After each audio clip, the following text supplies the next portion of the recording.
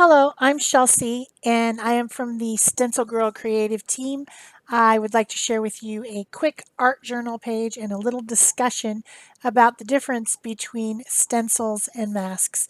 This is a question I get asked a lot because it can get, if you, it can get a little confusing for people. So basically, here's how I explain it. Think of a stained glass window and think of the frame of the window and the interior panes of the window. The frame, the black part, including the lead between, is the stencil. The colored part would be the mask. So you've got the outer part and then the inner part. The masks are the inner part of the stencil. It's just a reverse of the stencil. That's kind of how I try to explain it, innie versus outie. So today I'm going to use several of my favorite designers' mask designs. I have some from Trish McKinney. I have some from Valerie Chodine. I have some from Tracy Bautista. And I think I even might have one that was designed by Mary Beth Shaw. I'm not sure. But they are all mask style stencils. And I am just playing in my journal today, making a really quick and easy page. The first thing I did was put a little bit of gesso on the page, and then I am using my stencil brush. This is a makeup brush. It's sold out in the world as a makeup brush, but it's great for stencils. It's great with acrylic paint. When I'm done with the brush, I just wash it. It's no big deal. In fact, I use the same brush for my whole process this time, just wiping it off on a baby wipe in between because I've picked some colors of DecoArt's chalky finish paint and a couple of their traditions acrylic paints to use on my page, and they're all kind of coordinating. Trying to think about a primordial forest, a deep, dark, intense forest that some of us might not be really comfortable going in, but that's what I was thinking about when I was making this page. So I'm using these organic stencils from Trish McKinney, and then Leafy stencil from Valerie Chodine. This one, it's a mask. They're masks. They're not stencils, but since they're cut out with a laser machine by StencilGirl Products, we still call them stencils, right? Really, they're masks. I am layering the colors on through the different masks and around the different masks, and then also using a baby wipe to wipe off some as well through the masks. So I'm getting a real layered amount of color and pattern that just seems to me like the jungle, like deep in the forest with all this different foliage and things growing and what you might see there. So then I wanted to also use this border mask stencil because I really like this one. And it's just got these scallops with designs in it, and there's one on either side.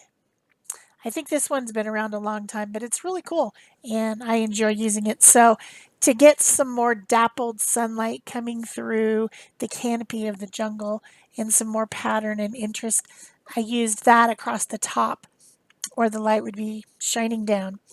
And then I'm going over with another layer of the same organic stencils, making more patterns, just using light, dark, alternating until I get a really patterned and really intense looking background.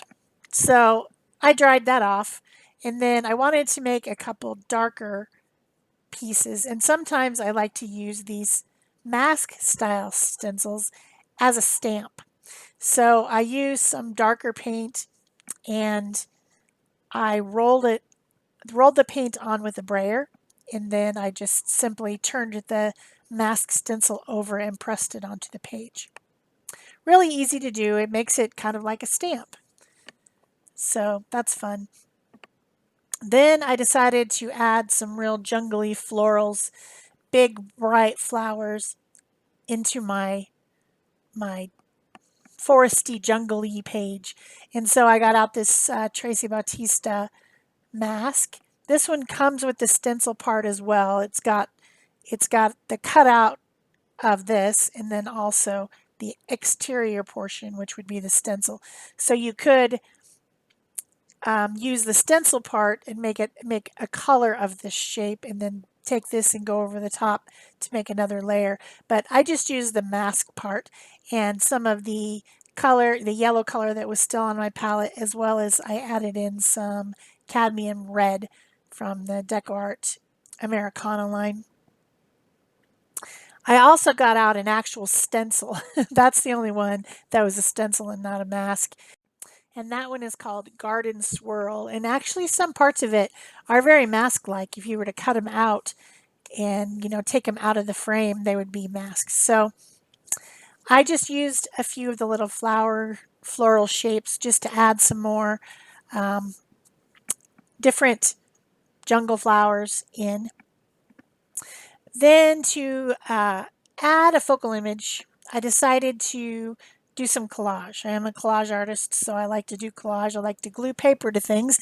And so I had this stamped tissue paper that someone had sent me, a butterfly shape stamped in permanent ink on tissue paper.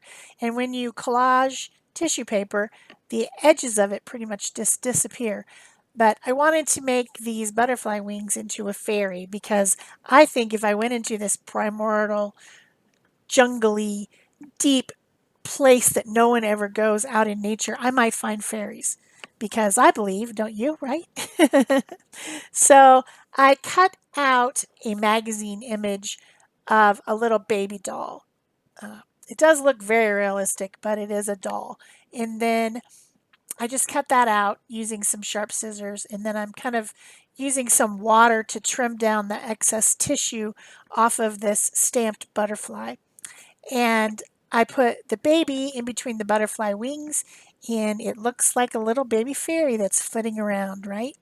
So I used some fluid matte medium to glue down this tissue paper and also the magazine page. You've got to be really careful with these very delicate papers. They want to tear.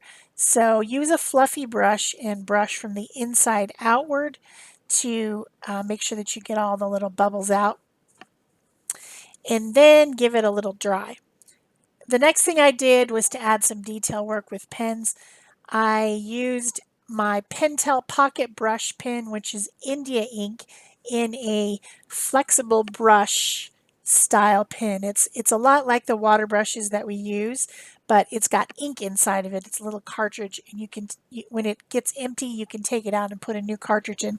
It's one of my favorite pens. I like to be able to make painterly looking marks because it has a brush, and I can go from very thin to very thick, and I just think it's a great detail and mark making tool.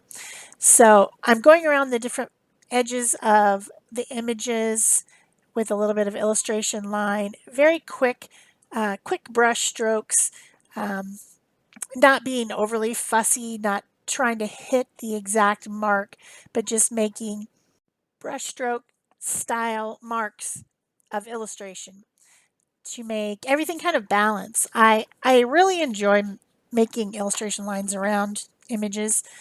I often will shade them. This time I didn't shade, I just used that little pen and I drew around things to make it all seem to be more cohesive, to go together. Because I have stenciling, I have some stamped tissue paper, and I have a magazine image. So I want it to all kind of look the same when you look at it from a distance. Also, I want those focal images to stand out from the background. So this is why I do it. Also, it's just part of my style, I think. That's what people keep telling me. So then once I had my illustration lines done, then I decided to paint in some different colors on the wings. And I started with that same yellow that's in the background, and then also added a little bit of a darker yellow to it. And also there's a little bit of white there blended in. I'm blending in white as well. I want to make pastel, so I don't want it to be too dark. I also added a little bit of that color to the centers of some of the flowers.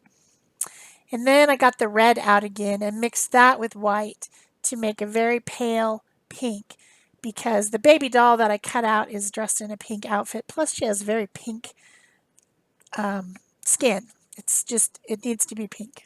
So I want some of the yellow, I want some of the pink, maybe a little bit of darker pink, mix some of the red back in, and just make her coordinate with the page, sort of.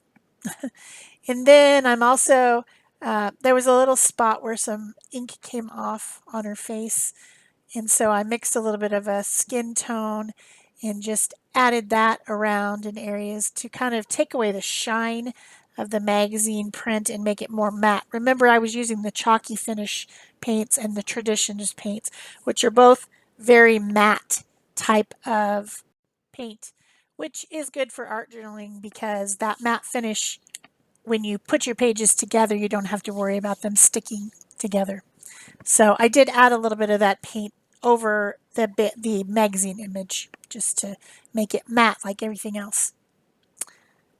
And then I took a acrylic paint pen by Posca paint pen, and it's a fine tip in white. And I added some more marks, little highlights here and there around the page, something I enjoy doing a lot.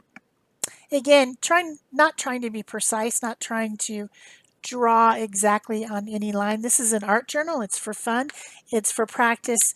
It's not for fussing. It just is for doing something fun. So I did add the highlights with my white Posca pen. Also in a few of the flowers and things. I thought the baby needed some antenna, so I did draw those in. I also drew in a few stems. It's kind of weird to me if a plant isn't grounded because it wouldn't just be floating in the air. So I added a few stems, again using that little Pentel pocket brush. Also a little bit of paint, a little bit of highlights here and there. Just a finish. I'm just finishing. I needed to add a little bit more color to the baby's face, some pink cheeks, and so I used Neocolor 2 crayons for that, and a little bit of color to her hair to bring it back to life, make the values and tones match. Then I also needed a bit of sparkle, so I'm using this Spectra Noir glitter pen. I did notice on these that they are alcohol based, and if you're too crazy about putting it on really hard, you could smear that India ink. It will smear with the alcohol. Here's where I'm drawing the little antenna. If it's a fairy, it has antenna, right? If it's a butterfly, it has antenna. Then the last thing I did was to add a few words from the Small Talk stickers from Tim Holtz Ranger. And one of them says, travel the world over to find the beautiful. And the other says, leave a little sparkle wherever you go. So I thought those were both perfect sayings for this little quick art journal page. I hope you have enjoyed it. Don't forget to give a thumbs up, leave a comment or question below, subscribe if you haven't already, and turn on notification bells. That's it for me. Thanks. Bye-bye.